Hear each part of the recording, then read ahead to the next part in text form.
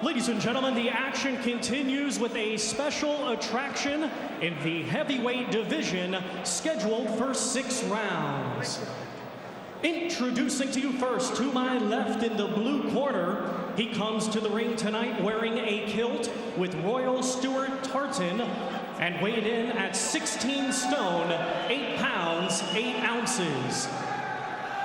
A native of Germany, he brings with him a professional record of 21 wins, 3 losses, with 20 of his 21 wins coming by way of knockout. Ladies and gentlemen, please welcome Marcel, the Highlander Zeller. And his opponent in the red corner, he's wearing black trunks with white lettering and weighed in at 18 stone, 1 pound. Hailing from Manchester, he was the ABA Senior Super Heavyweight Champion of 2008, and now as a professional, he has a professional record of 1 win, no losses, with that win coming by way of knockout. Ladies and gentlemen, introducing Tyson Fury. The big man's getting a bit of a following. And ladies and gentlemen, your referee in charge is Mr. Howard Foster. Tyson. Okay, lads, you both know the rules. Keep it clean, break straight away when told. Both you watch your heads. Good luck to you both. Touch gloves. Touch gloves. Good luck, lads. Well, I don't doubt that it's happened somewhere before, but in my recollection, that's the first time I've heard a master of ceremonies saying he comes to the ring wearing a kilt, but he has done. That's Marcel Zeller. Round 1. And Tyson Fury, with 1 big knockout win, now goes looking for another one. Tall fellow Fury needs to keep his concentration. Zeller will be dangerous in the early stages. He's got this sort of street fighter style, Zeller. Tyson Fury will know all about that one. A few from his community, Dad included, who could do a bit on the cobbles.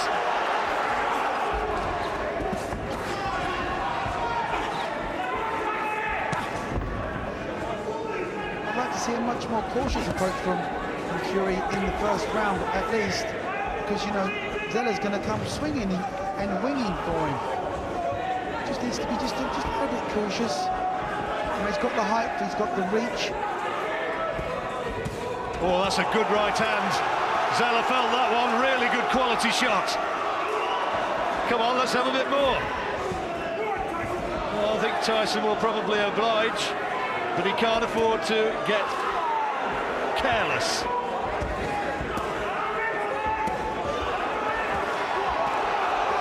That's a good quality uppercut, really good right hand from Fury. And he senses that he might be able to end his man here in the first. That's a terrific right uppercut. Well, Zeller is hardly fleet of foot. He's not slipping anything. And he almost walked into another vicious uppercut there. Well, he's done well so far, Zeller, to stand up to this attack, because Fury's putting everything into every punch and catching him quite cleanly.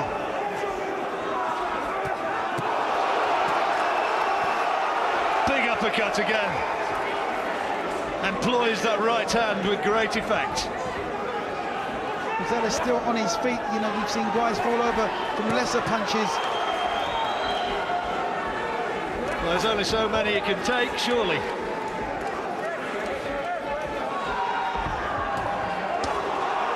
Zeller he's doing no more than just covering up now. He's hurt, make no mistake about that. The body shots and the head shots, everything's hurting.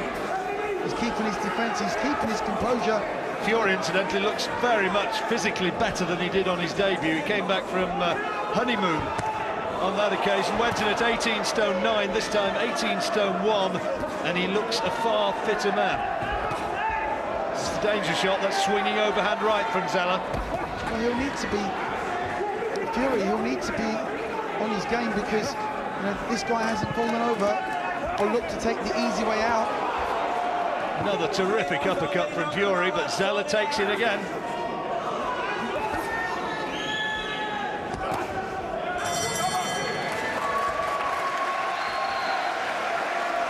Big opening round for Tyson Fury. Uppercuts like that, well, many a fighter would have gone down to that. Zeller is a strong man and still in there. The man with the big knockout record, 20 knockout wins in his 21 victories against 3 defeats. You heard him himself before the fight. He said, either I knock you out or I lose.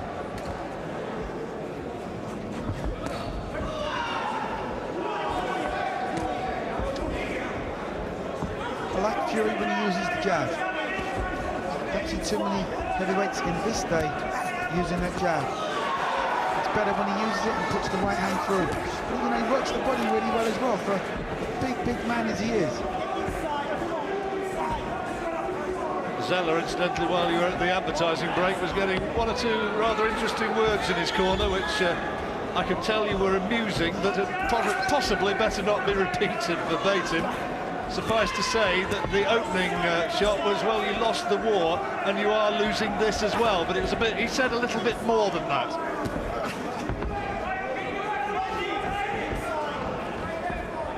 Well, first blood to Fury, as you'd imagine. Zeller's nose is bleeding now.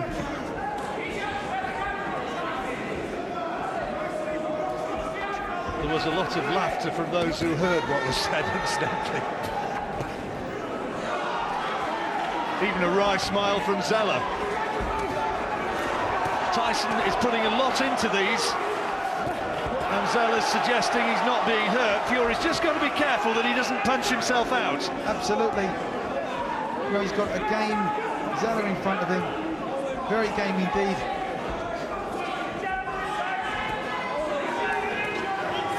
A lot of fighters in the early stages of their careers go for people who are just pushovers. And this fella, Zeller, he's not a pretty fighter, let's not kid ourselves, but he can punch. And he's still there. Big words talked about for Tyson Fury.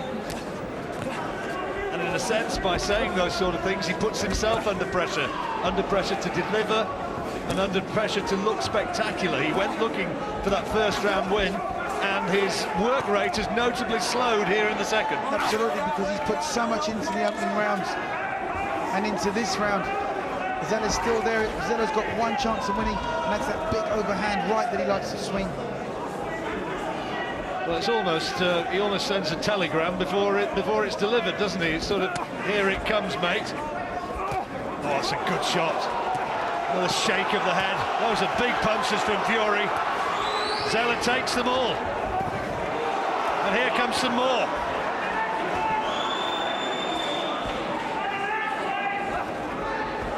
There's something a bit Foreman-esque, isn't there, about the way he wings in those hooks and uppercuts.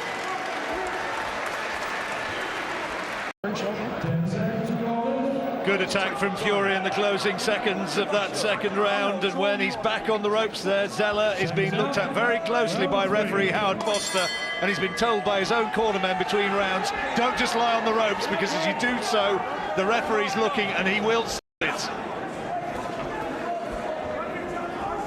Saying just before the interval there, that advertising break, Duke, that Tyson Fury, there's something a bit Foreman-ish, the way he swings those big damaging hooks and uppercuts. Absolutely. He puts everything into every punch when he starts to tee off. It will take its toll if he can't maintain it. Oh, it's a good left hand, it's all over, I think. No, it's not. No, he's just indicated timeout. There's a low blow. There's a low blow. He's in a bit of a mess. I hope that there is something under that kilt. If not, it would be really damaging. I think he is wearing an abdominal protector. Let's hope so. Otherwise, it could be something which lives with him for some time. Even as it is, he's in a lot of pain. He's got a protector on. The referee will give him time to get over it. It was a slightly low blow, but it was the power that was delivered with it. Let's have a look again there. There's the low one. There may have been another one as well on the blind side. And he's being given time by Howard Foster. In theory, he can have 5 minutes, can't he? Absolutely. It's taken away saying I'm okay. Well, to be honest, I think you'd probably say, have a bit more time, mate, but he wants to get on with it.